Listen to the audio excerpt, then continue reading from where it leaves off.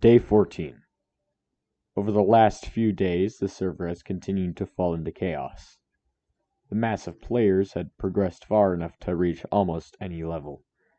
Everyone knew that soon enough, of the uncountable safe spaces on the server before the explosion, only a few would be left. One of the most notable things that had happened over the last few days is the sheer amount of media that had been about the server.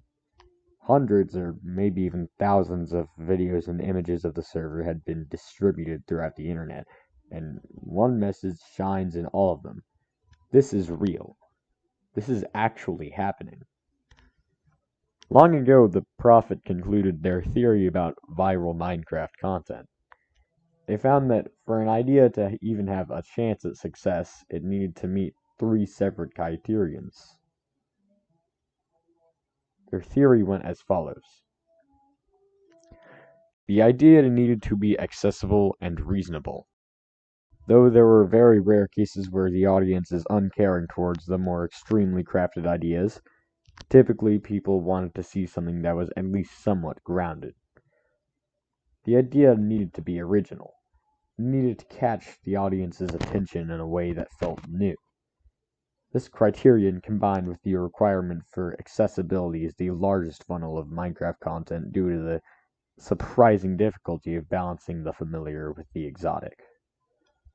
Finally, the idea needed to have effort, whether that be spending hundreds of hours completing one's idea or just trying a little bit harder than most. It needed to be thorough and put together in a way that fit perfectly into the other two criteria.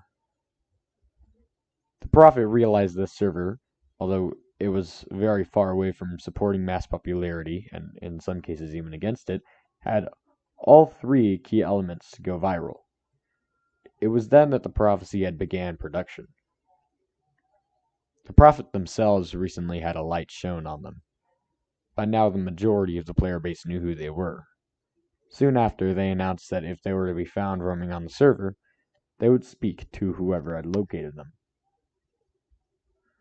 The server had been progressing smoothly. It was as if the explosion had finally died down, and the rate of destruction and evaporation felt across the entire server had slowed to now be at a constant rate.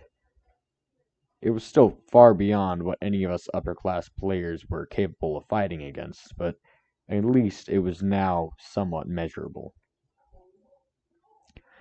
Unfortunately, most of the upper-class players had now begun to suffer from the effects of the explosion, such as completely extracted areas, lack of partners willing to trade, and, most importantly, non-renewable resources.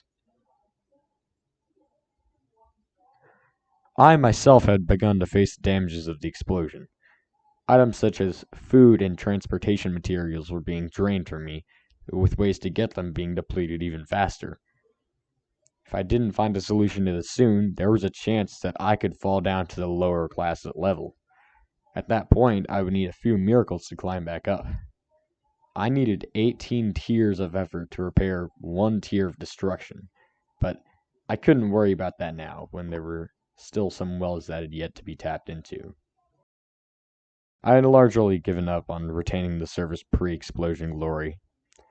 I realized it was pointless. The server was going to be completely extracted soon, so I might as well obtain as many resources as possible while I still can. It's not like I have anything else to do with my experience. I decided to just let this experiment be as it is. My teammate used to tell me that their plans reached far beyond this server. I realize now what they meant.